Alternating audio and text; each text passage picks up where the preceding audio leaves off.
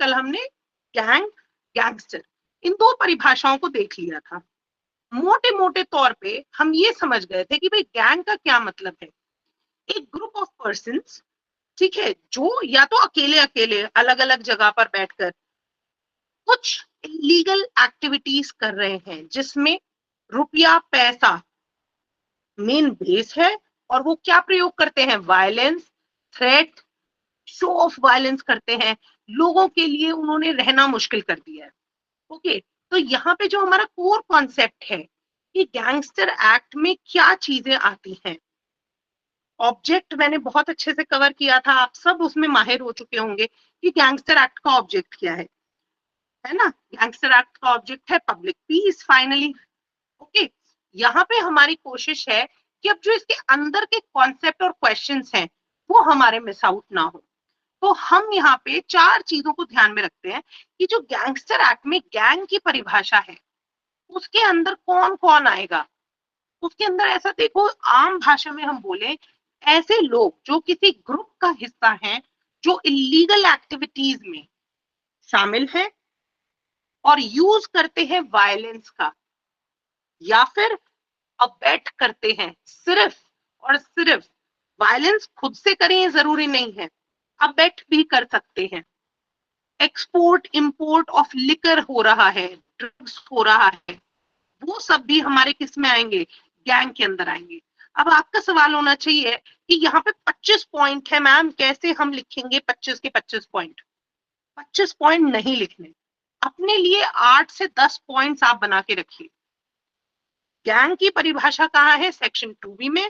Gang का मतलब क्या है, ऐसे व्यक्तियों का एक समूह जिसमें या तो वो व्यक्ति एक साथ या अकेले मिलकर क्या कर रहे हैं, वायलेंस का, हिंसा का प्रयोग कर रहे हैं, लोगों को डरा धमका रहे हैं, पब्लिक डिसऑर्डर क्रिएट कर रहे हैं, और कुछ ऑफेंस, एंटी सोशल एक्टिविटीज जैसे कि लिकर, ड्रग्स की सेल, लेन देन, भूमाफिया, रंगदारी, यहाँ तक कि विटनेसेस और चुनाव वगैरह में लोगों को वोट ना डालने देना, विटनेसेस को, गवाहों को न्यायालय तक ना पहुंचने देना, पब्लिक सर्वेंट्स को उनके कार्य में बाधा उत्पन्न करना, ये सब इतनी वाइड, अप्रोक्सीमेटली 25 सब क्लॉजेस हैं, ये भी आप लिख सकते हो।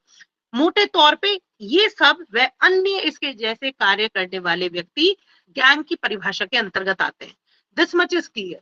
अब हमारा मुद्दा आना चाहिए कि क्वेश्चन हमको कैसा मिलेगा, है ना। ऑब्जेक्ट एंड पर्पस में मैंने बहुत कल आपको बता दिया था, यहाँ पे गैंग की परिभाषा में आप इसी प्रकार से अगर लिखते हैं और साथ में एक आधा केस लॉ डाल देते हैं, मैंने कुछ केसेस और निकाले हैं इस पे, ठीक है, तो आप यहाँ पर अपने आंसर को 100% सील लगाते हो कि अगर 5 नंबर में आ गया डेफिनेशन तो आपको एग्जामिनर बाध्य हो जाएगा कम से कम 4 नंबर देने पे, क्योंकि आपने कंटेंट डाला, सेक्शन डाला और फिर एक केस लॉ भी दे दिया, ठीक है। तो यहाँ पे आपका एक प्रॉब्लम के तौर पे भी आ सकता है, या फिर हमको अपने एग्जाम में रखना है, क्योंकि यहाँ पे क्या लिखा है, गैंग के मेंबर जो अकेले या मिलकर। तो ये case Arif Kumar versus state of UP आप यूज कर सकते हो, ठीक है। शिव कुमार, कल भी हमने कुछ इसके बारे में डिस्कस किया था, यहाँ पे पब्लिक ऑर्डर के बारे में बात की गई है। एक एक लाइन याद करो, बहुत फैक्ट्स में जाने की जरूरत नहीं है। ओके, ये हमारा गैंग की परिभाषा है। पर इस एक्ट से मेरा जो एक मतलब है कि जो मुझे लगता है बहुत स्ट्रॉन्ग क्वेश्चन एक आएगा, उसकी तरफ हम बढ़ते हैं। अब गैंगस्टर क्या है, गैंगस्टर के अंदर सिर्फ डायरेक्ट ऑफेंडर्स नहीं आते हैं, वो सभी लोग आते हैं जो खुद से या फिर जो खुद से एड कर रहे हैं, अबेट कर रहे हैं, फाइनेंस कर रहे हैं, या फिर उनको सामान रखने का, इलीगल लेन देन के लिए फैसिलिटेट कर रहे हैं।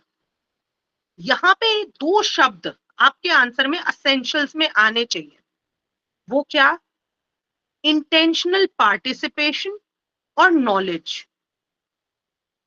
सिर्फ एसोसिएशन अपने आप में पर्याप्त नहीं माना जाएगा।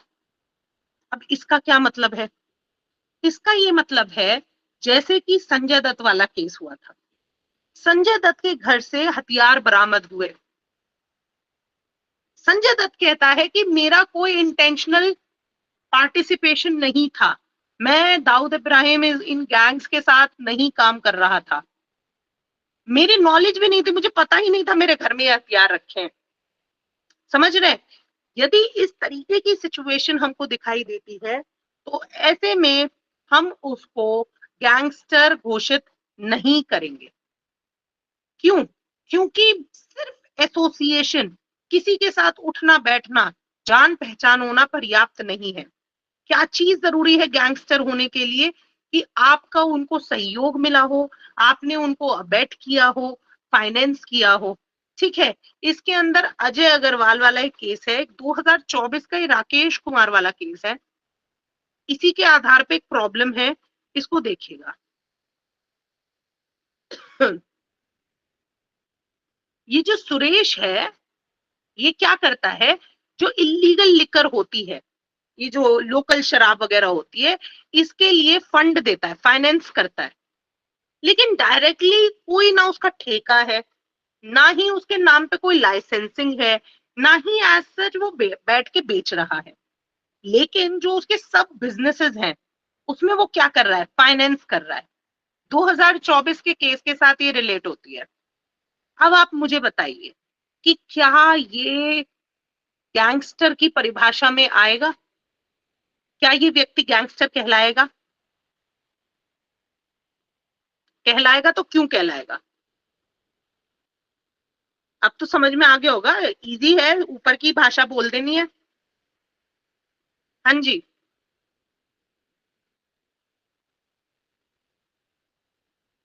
बताओ बताओ, जल्दी बताओ जल्दी। ईशानी, निधि, मनीषी, कोई भी बता दीजिए। एक व्यक्ति है जो कभी डायरेक्टली शराब नहीं बेच रहा है, वो लेकिन फाइनेंस करता है, रुपये की सोर्स वही प्रोवाइड करता है। क्या वो गैंगस्टर की परिभाषा जो 2C में है वो आएगा? ओके, ईशानी कह रही है इनडायरेक्ट पार्टिसिपेशन है, तो ये गैंगस्टर है या नहीं है? यस या no? Thumbs up if yes, thumbs down if no. हाँ जी, ये गैंगस्टर की यस मैम, परिभाषा में है। गैंगस्टर है। हाँ, ये गैंगस्टर की परिभाषा में है। अब इस क्वेश्चन को आपके सामने अगर मैं एक प्रॉब्लम की तरह दिखाऊं तो आप यहाँ पे कैसे बताओगे? रेलिवेंट प्रोविजन 2C पर जो परिभाषा है, मान लो आपको 2C याद नहीं आ रही, सिंपल सेक्शन 2 में परिभाषा है, ये याद है। सेक्शन 2 में परिभाषा में गैंगस्टर की स्पष्ट तौर पे लिखा है कि किसी व्यक्ति का किसी को aid, abet, harbour, financially support करना क्या माना जाएगा? उसको गैंगस्टर घोषित करने के लिए पर्याप्त है, वो गैंगस्टर की परिभाषा में आएगा। इसके अलावा यहाँ पे आपका एक क्वेश्चन आता है कि बूथ कैप्चरिंग अगर कोई कर ले, अगर कोई व्यक्ति, जो लोग वोट डालने जा रहे हैं उनको रोक ले। अभी बंगाल में वोटिंग के दौरान अगर आप समझे तो इस तरीके की न्यूज आई है, पर ये यूपी एक्ट है, बंगाल में नहीं लागू हो रहा है। तो यदि कोई इलेक्टोरल वायलेंस होती है, वोटर्स को धमकाया जाता है, बूथ कैप्चर होता है, उस समय भी क्या गैंगस्टर एक्ट लगेगा? क्या इसको हम गैंग एक्टिविटी कहेंगे? ये बड़ी इंटरेस्टिंग और ट्रिकी सिचुएशन हो सकती है, क्योंकि जो सेक्शन 2B है आपका, गैंग की जो परिभाषा दे रहा है, उसके 25 क्लॉजेस है, 25 के 25, 90% लोगों को याद नहीं रहेंगे। और ये अगर एक ट्रिकी क्वेश्चन आ जाता है तो या तो आप सोचोगे ऑप्शन है तो छोड़ दें, है ना, क्योंकि गैंगस्टर तो यही लगता है ना, बंदूक लेकर बस ठाए ठाए कर रहे हैं। लेकिन यूपी में गैंगस्टर एक्ट की परिभाषा इतनी विस्तृत है कि उसके अंदर किसी को फाइनेंस करना, इलीगल ड्रग, ठेका चलाना, इन सब चीजों में हेल्प भी अगर कोई कर रहा है तो भी वो किसकी परिभाषा में आ रहा है? गैंगस्टर की में। लोग बाग नकली गवाह बन बनकर कोर्ट में जाते हैं, मैंने अपना एक पूरा का पूरा गैंग बना दिया है, वो भी गैंगस्टर एक्ट में आएगा, गैंग की परिभाषा में आएगा। सिमिलरली इलेक्शन के वक्त बूथ कैप्चर हमने कर दिया, लोगों को वोट नहीं डालने दिया, तो भी क्या आएगा?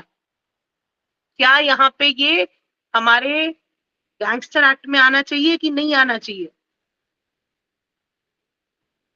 आएगा ना?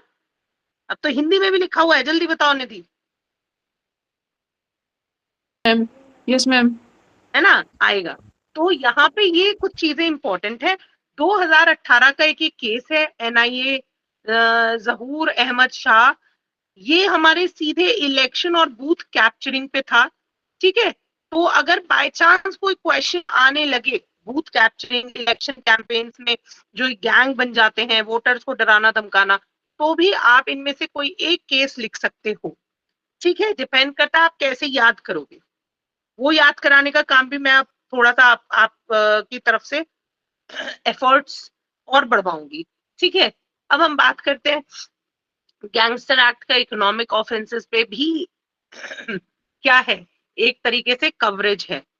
यदि कोई इलीगल रैकेट चला रहा है, नकली फेक करेंसी, है ना, या जो ये स्पैम्स होते हैं एक तरीके से कि फोन करके कि मैम हम ये लिंक भेज रहे हैं, इस पे आप क्लिक कर दीजिए और बैंक अकाउंट खाली हो जाता है, वो भी हमारे गैंगस्टर एक्ट के अंतर्गत कवर होंगे, ठीक है। Amit versus state of UP, ठीक है, अमित को अमित शाह से याद कर लो, ठीक है। अमित शाह गैंगस्टर की तरह से मान लो, एंड उसमें आप इसको इंक्लूड कर लीजिए, फाइन। अब हम यहाँ पे अगर कंसिडर करें मिस यूज की बात अगर हम करते हैं, इससे मुझे नहीं पर्सनली लगता कि डायरेक्ट कोई क्वेश्चन बनेगा, लेकिन मुद्दा आएगा प्रॉब्लम से। प्रॉब्लम कैसे आएगी यहाँ पे, यदि आप समझें, मान लीजिए मेरी और मनीषी की लड़ाई हो जाती है, हम लैंडलॉर्ड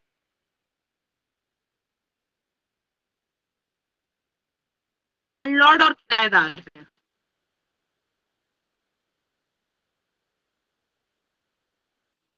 और मैं वहां पे क्या डिस्प्यूट दिखाऊं,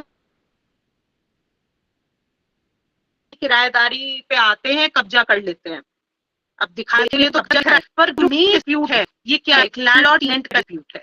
सिविल नेचर के अगर कोई डिस्प्यूट्स हैं, मान लीजिए निधि आई, निधि को मैंने लीज पे कोई चीज अपनी जमीन दी, अब वो लीज समाप्त हो रही है, ना तो ये रिन्यू करा रही है, ना ये कब्जा छोड़ रही है, और मैं गैंगस्टर एक्ट लगवाने की कोशिश करूं, ये हमें हल्का सा ध्यान में रखना है कि कोई civil agreement, civil contract, family dispute.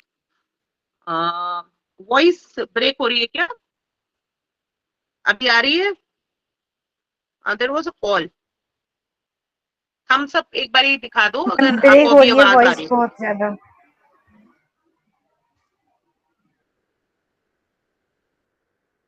बहुत ज्यादा ब्रेक हो रही है, एक मिनट रुकिएगा।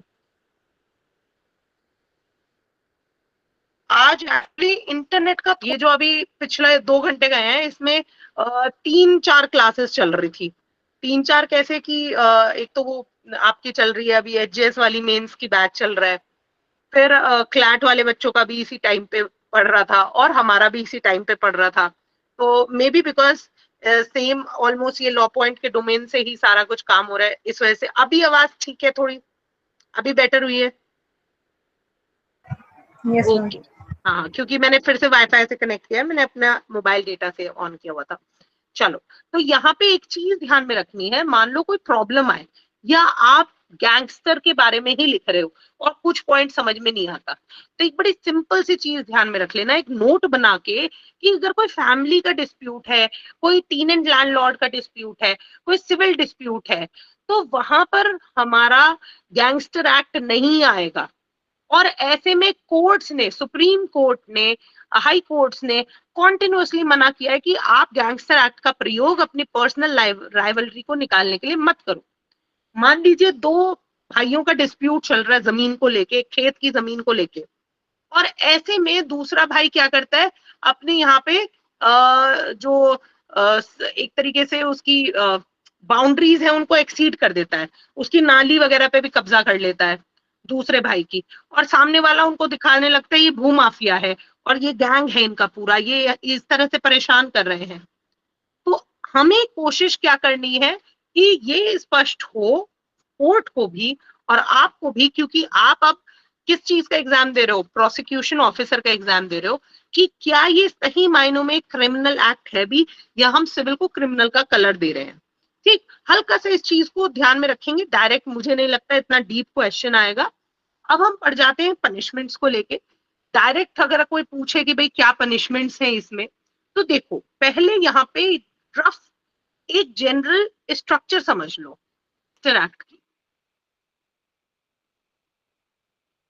यहाँ पे हमारे पास रिपीटेडली शिकायतें आती हैं, कह सकते हैं हम भूमाफिया लोगों की, ठीक है, लैंड को इलीगली बेनामे करा के प्लॉट काटने शुरू कर दिए गए, ठीक है, इलीगल यहाँ पे सेल हो रही है लैंड की।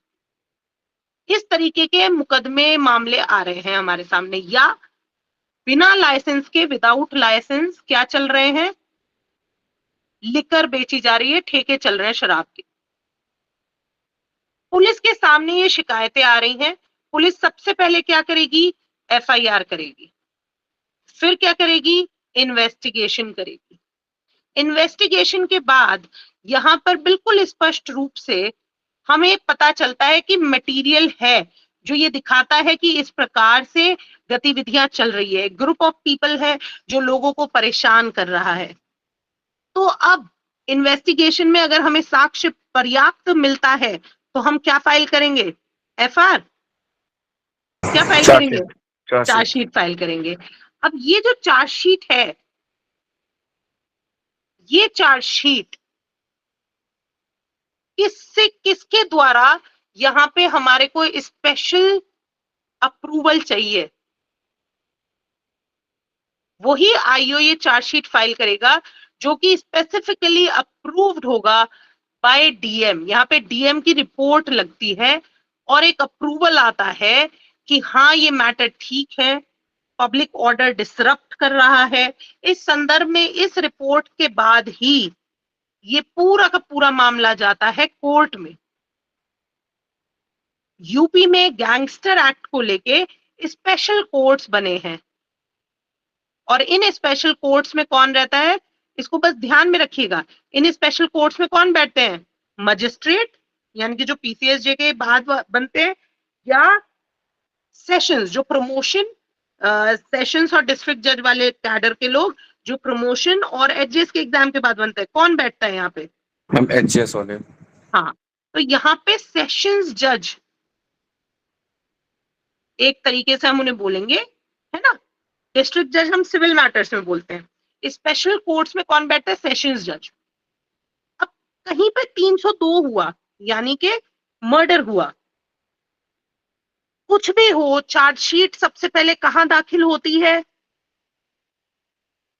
मजिस्ट्रेट कोर्ट में, है ना, या सीधे सेशन जज के पास पहुंच जाती है, मजिस्ट्रेट कोर्ट। सबसे पहले मजिस्ट्रेट के पास दाखिल होती है और फिर मजिस्ट्रेट क्या करता है, किस कार्रवाई का नाम हम याद करते हैं जो सेशन जज को भेजने के लिए होती है, कमिटल, है ना, उसके बाद मजिस्ट्रेट कमिटल करता है।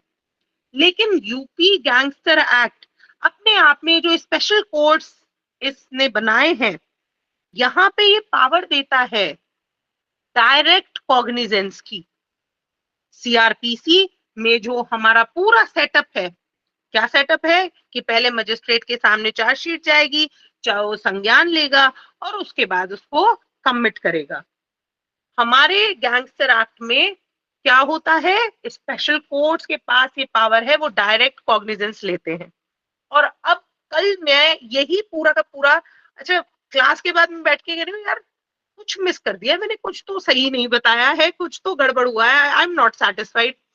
फिर मेरे को रियलाइज हुआ कि यार मैंने बीच का पार्ट तो बस ऐसे ही आया गया कर दिया, ठीक है, उसको गुंडा एक्ट की तरह ही पढ़ा दिया। लेकिन यहाँ पे हमारे 2-4 क्वेश्चन बहुत स्पेसिफिकली बनते हैं, आई एम एक्सपेक्टिंग कि इससे 1 या 2 क्वेश्चन बनेंगे, ठीक।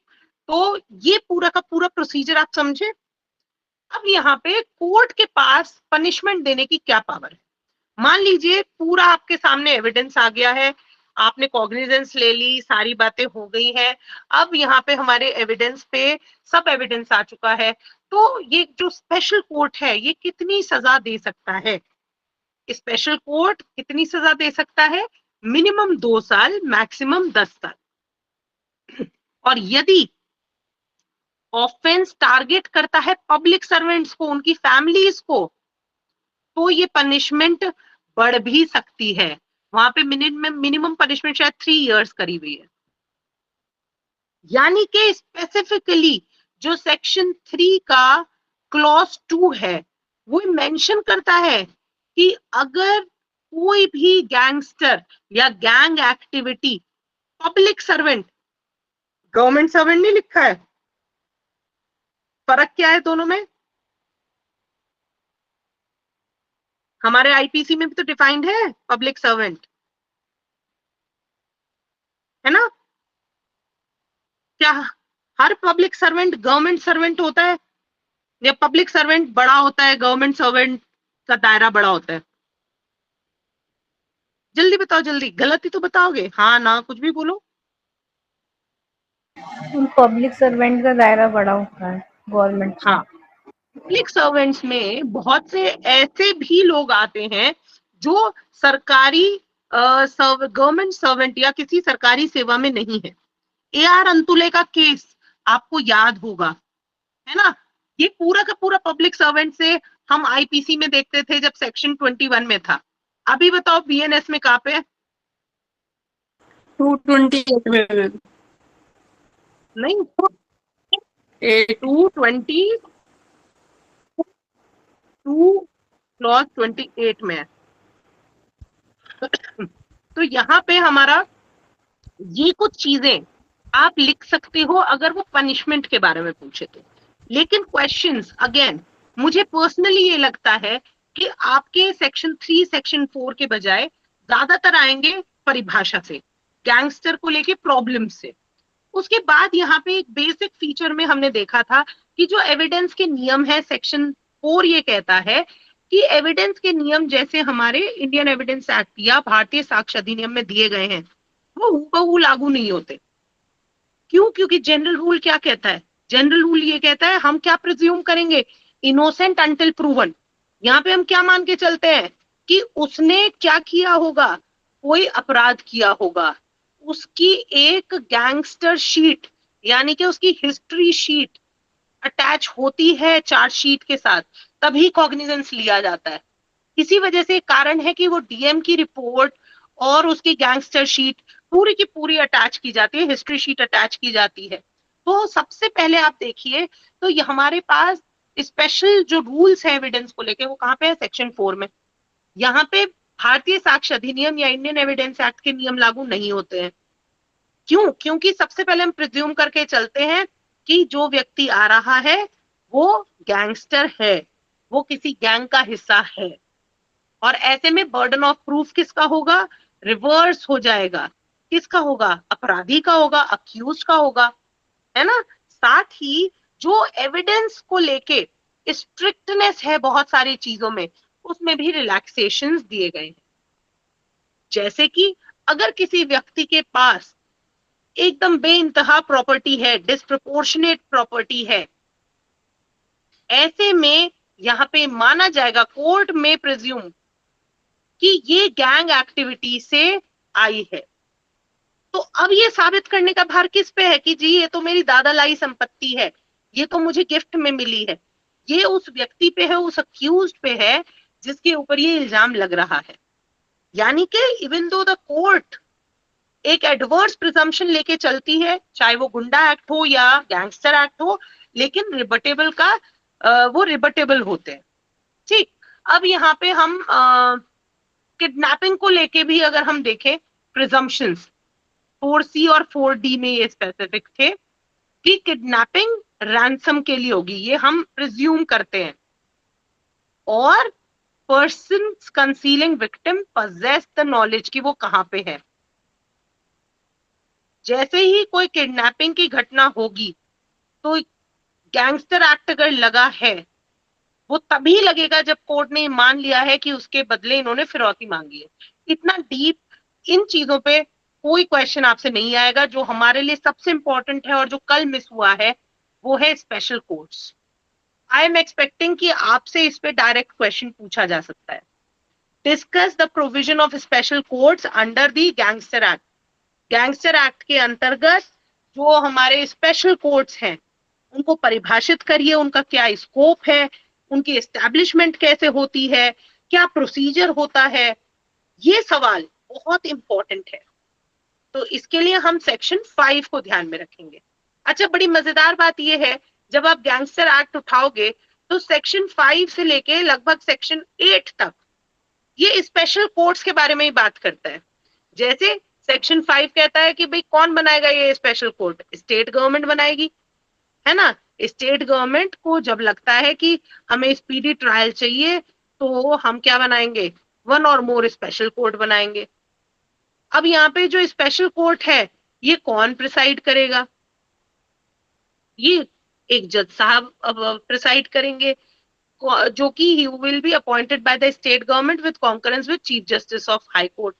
अगर आप इस पॉइंट को याद नहीं भी रखते हो और ये लिखते हो of the category of the status of sessions जज, तो भी पर्याप्त है, ये भी इसमें नीचे की तरफ आएगा। ठीक, यहाँ पे ये भी चीज दी गई है कि स्टेट गवर्नमेंट अपॉइंट कर सकता है एडिशनल जजेस to exercise jurisdiction in special court. और ऐसा होता है, जब हमारे एडीजे स्तर पे जजेस कम हो जाते हैं तो एक एडीजे जो देख रहे होते हैं से पॉक्सो, उनके पास गैंगस्टर एक्ट का भी भार दे देते हैं, तो कुछ केसेस उनके पास गैंगस्टर के भी आ जाते हैं, वो यहां से आ रहा है।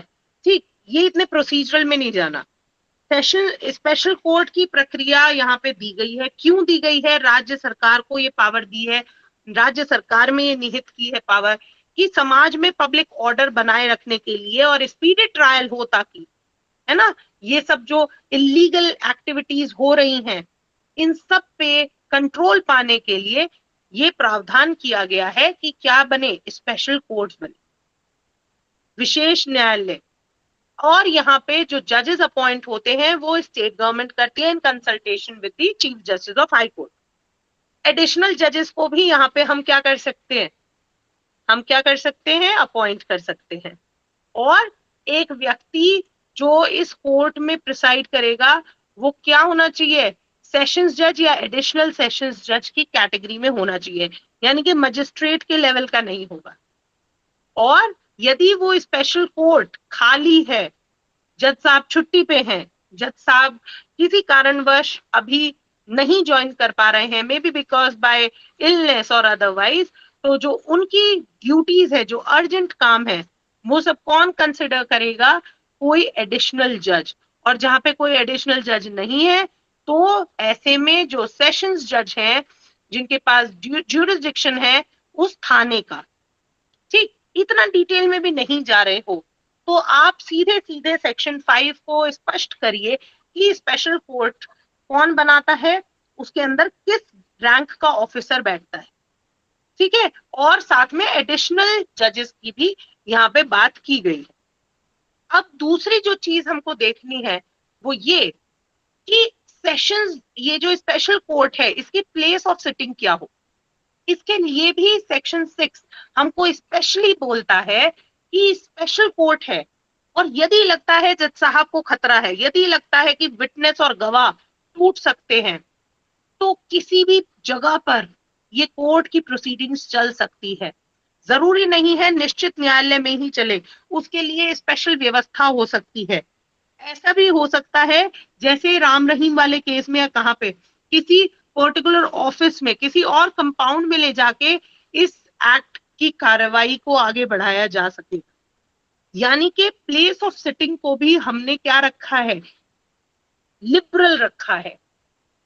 उसको हमने स्ट्रिक्ट इंटरप्रिटेशन नहीं किया है कि वो डिस्ट्रिक्ट कैंपस के कंपाउंड में ही चलेगी, कहीं भी चल सकती है, बशर्ते क्या हमारा पर्पस है, जहां पे उसकी प्रोसीडिंग इफेक्ट ना हो और वो रीजंस हमें रिकॉर्ड करने होंगे।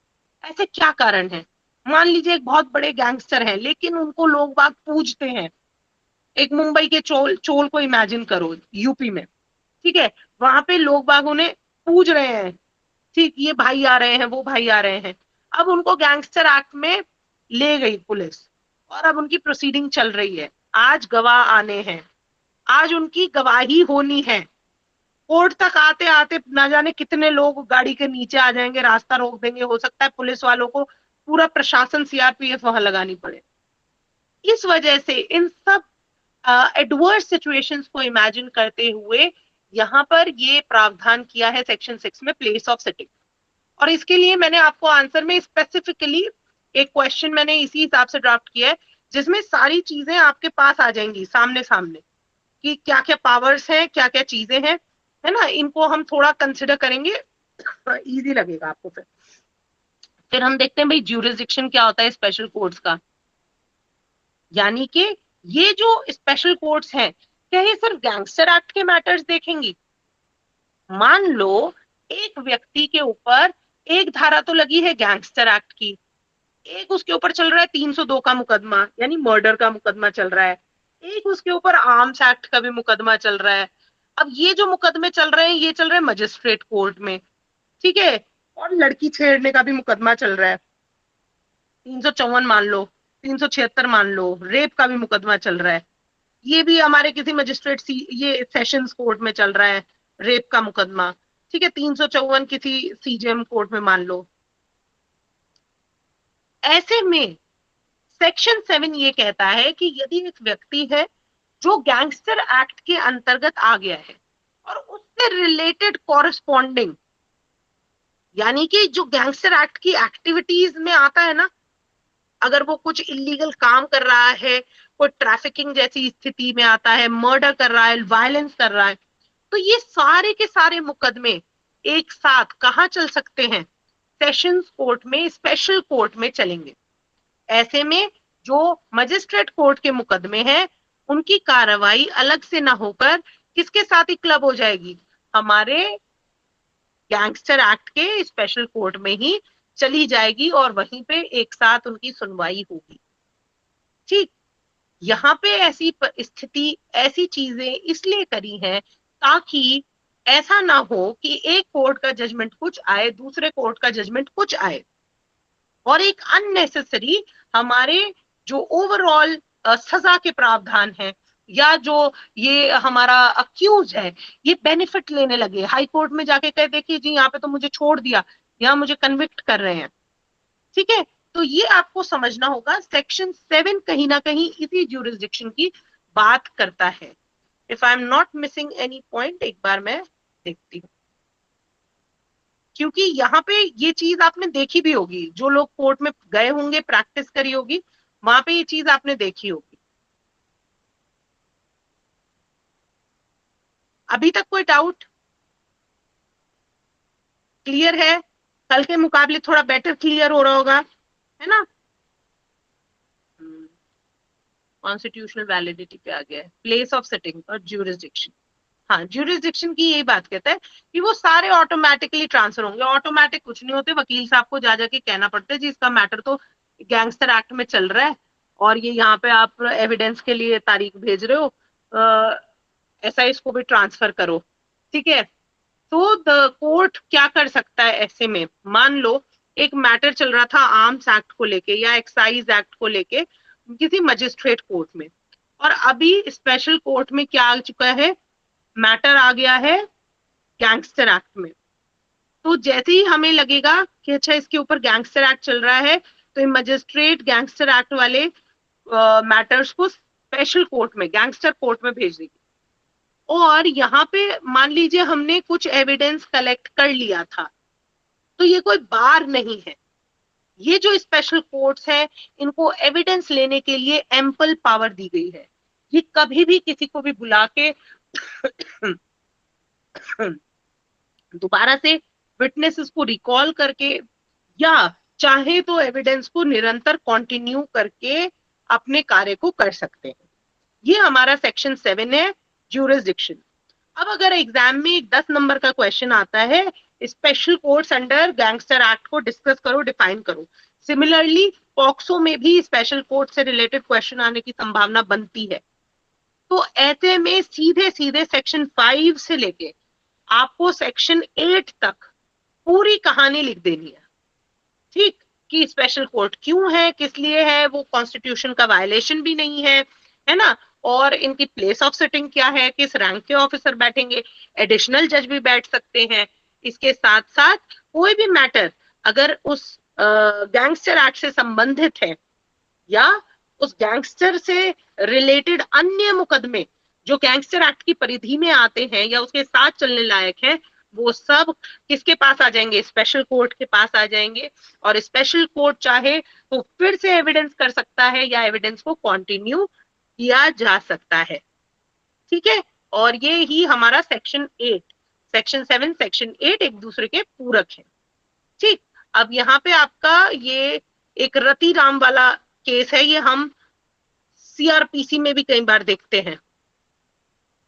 प्रोसीजरल डिफेक्ट्स, मान लीजिए ऐसा हो गया कि एक मजिस्ट्रेट ने कोई केस डिसाइड कर दिया, नहीं भेजा, हमने नहीं भेजा वो, तो क्या ये पूरी की पूरी प्रोसीडिंग विशिएट हो जाएगी या इसका इम्पैक्ट गलत पड़ेगा गैंगस्टर एक्ट पे? तो रति राम वाला केस ये भी कहता है कि ये सब प्रोसीजर है, यदि मान लीजिए किसी कारणवश कोई प्रोसीजरल डिफेक्ट रह भी जाता है तो भी इसका इम्पैक्ट फेलियर ऑफ जस्टिस नहीं होना चाहिए, न्याय पे इस चीज का कोई प्रभाव नहीं पड़ना चाहिए। अब जो आपके लिए दूसरा सबसे महत्वपूर्ण प्रश्न यहां से बनता है वो है special public prosecutor. Special public prosecutor under gangster act short notes में आ सकता है। क्या कहता है सेक्शन 9? सेक्शन 9 कहता है कि हम स्पेशल पब्लिक प्रोसिक्यूटर या additional specific public prosecutor conduct करेंगे जो किसके साथ अटैच होगा? पूर्णतः गैंगस्टर कोर्ट के साथ अटैच होगा, इस स्पेशल कोर्ट के साथ अटैच होगा। ठीक, उसकी मिनिमम एक्सपीरियंस क्या है? 7 years, और वो कंडक्ट करेगा prosecution independently, friend of the court है, असिस्ट करेगा कोर्ट को और इंश्योर करेगा फेयर ट्रायल। ये एक शिवनंदन पासवान वाला केस, इसकी ये जो लाइन है, अगर प्रोसिक्यूटर से रिलेटेड कोई भी आपसे सवाल आ जाए, इसको लगा देना।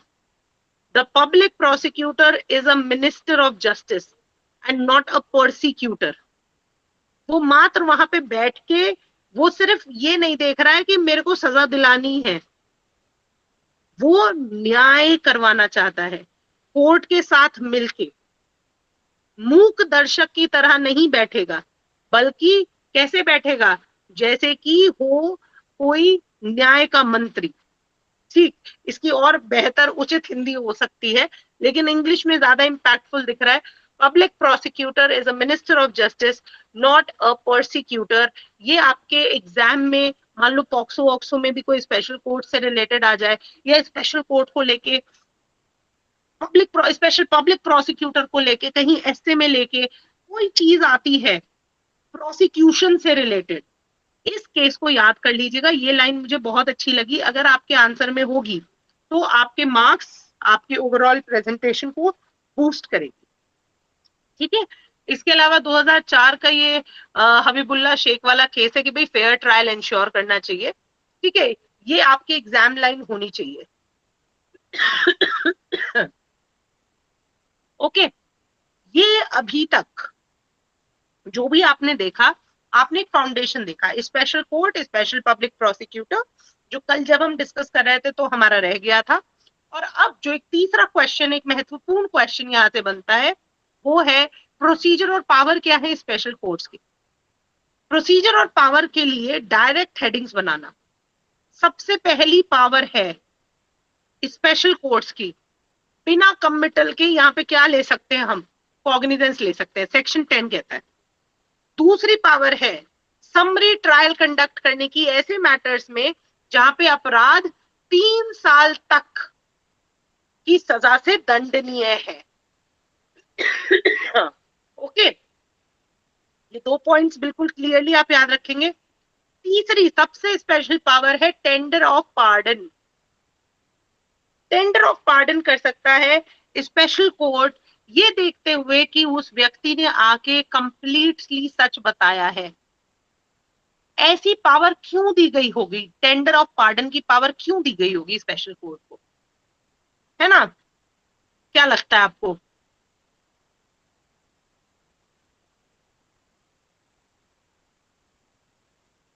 भाई कोर्ट के समक्ष आओ, पूरी बात बताओ और जाओ, ठीक है आपको पार्डन देते हैं, कोई सजा नहीं होगी। ऐसा क्यों?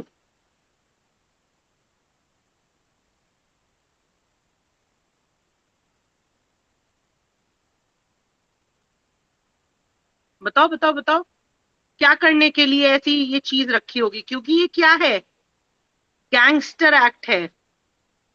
यदि एक व्यक्ति भी हमें कंप्लीट सच बताएगा तो हम क्या कर पाएंगे, एक्सपोज कर पाएंगे पूरी कॉन्स्पिरेसी, है ना। तो ये 3 चीजें हमें जो स्पेशल कोर्ट्स की पावर है उनको ध्यान में रखना है। इसके साथ साथ जो हमारा ये स्पेशल कोर्ट है ये एक सारी पावर्स रखता है, सेशन कोर्ट की भी, इसके साथ साथ मजिस्ट्रेट कोर्ट की भी। क्योंकि अगर देखो तो डायरेक्ट कॉग्निजेंस भी ले रहा है और ट्रायल में वो सारी चीजें वो फॉलो कर सकता है जो सेशन कोर्ट फॉलो करता है। ट्रांसफर ऑफ केसेस की भी ये पावर रखता है। और एक और यहाँ पे आप चीज को ध्यान में रखिएगा, सिर्फ और सिर्फ क्रिमिनल ही नहीं, ये स्पेशल कोर्ट सिविल पावर भी रखता है। कल अगर आपको याद होगा हमने सेक्शन 14 में बताया था कि डीएम क्या कर सकता है, संपत्ति को कुर्क कर सकता है, अटैच कर सकता है, जिसको लेके रिप्रेजेंटेशन डल सकता है सिविल कोर्ट में, स्पेशल कोर्ट में, है ना। और वहां पे जो प्रक्रिया अपनाई जाएगी वो सिविल की अपनाई जाएगी। तो what are the powers of special court, what are the features of special court under gangster act? Gangster act में क्या ऐसे स्पेशल प्रोविजंस हैं जो स्पेशल कोर्ट या गैंगस्टर कोर्ट को बाकी की कोर्ट से क्या करते हैं, अलग करते हैं? सेक्शन 10 पावर की बात करता है, 10 कदम, ठीक है। सेक्शन 5 से सेक्शन 8 स्ट्रक्चर देता है। और सेक्शन 9 तो सबसे जरूरी है ना, 9 नंबर सबसे महत्वपूर्ण नंबर है। क्यों? क्योंकि वो बात करता है स्पेशल प्रोसिक्यूटर की। ठीक, अभी तक कोई डाउट? क्लियर है? ये चीज हमने कल मिस आउट की थी, it was very important. Clear है? थम्स अप, थम्स डाउन, कोई भी डाउट हो, छोटा सा भी डाउट हो, हिचको नहीं। ओके, याद रहेंगे ये प्रोविजंस, छोटे छोटे प्रोविजन है, बट मैं एक्सपेक्ट कर रही हूँ गैंगस्टर एक्ट से क्वेश्चन बनने चाहिए, आ सकते हैं। पहली बार हमारे लॉ पेपर 3 इंट्रोड्यूस हो रहा है और कल ही मेरी सर से, पवित्र सर से जब डिस्कशन हो रहा था, ही इज एक्सपेक्टिंग कि अब ये चेंज जुडिशरी में भी आ जाएगा, because one paper follows the other. हमने देखा था कि कैसे वहां पे जीएस के साथ वो बहुत सारे हमारे स्पेशल लॉज 2022 में जुड़े थे। अभी हो सकता है लोकल लॉज के साथ साथ एक और पेपर ये कुछ अन्य ऐसे एक्ट्स का और करने लग जाए, तो वी नेवर नो, अपने आप को तो हमें प्रिपेयर्ड रखना ही है। ओके, अब यहाँ पे हम देखते हैं witness protection in camera proceeding. Section 11 कहीं ना कहीं विटनेस प्रोटेक्शन की बात करता है। इन कैमरा ट्रायल होगा, कंसील होगी विटनेस की आइडेंटिटी, कॉन्फिडेंशियलिटी दी जाएगी ताकि कोई वो विटनेस को ना तोड़ पाए। ये बाहुबलियों का एक तरीके से कंट्रोल में लेके आने के लिए ये एक्ट है। तो ये सब चीजें तो हमें डिस्कस करनी है। उसके बाद सेक्शन 14 कल हमने डिटेल में देखा था, अटैचमेंट ऑफ प्रॉपर्टी। ये पावर किसकी है? डीएम की है। अगर उसको लगता है कि ये एक तरीके से अनरीजनेबल प्रॉपर्टी है, इसके पीछे कोई बैकअप नहीं है, कोई इसके स्रोत के बारे में कहीं पे भी डिस्क्लोजर नहीं है, अनडिस्क्लोज्ड एसेट्स हैं, तो डीएम उनको कुर्क कर सकता है। जिसकी क्या होती है? जिसकी इंक्वायरी होती है। यदि उस इंक्वायरी में आपको लगता है आपके साथ भेदभाव हो रहा है तो आप कहाँ जा सकते हैं? कोर्ट में जा सकते हैं और आपके उस पर्टिकुलर चीज को, उस पर्टिकुलर अटैचमेंट के ऑर्डर को हम क्या कर देंगे? फिर डिसमिस कर देंगे। ठीक है, तो ये बेसिक आपके कुछ प्रोविजंस थे गैंगस्टर एक्ट के। अभी भी बताइए, कोई प्रॉब्लम तो नहीं आ रही है? इतना ये क्लियर हुआ व्हाट आई वाज सेइंग, और मैं आज फिर से क्यों गैंगस्टर एक्ट आपके साथ डिस्कस कर रही हूँ?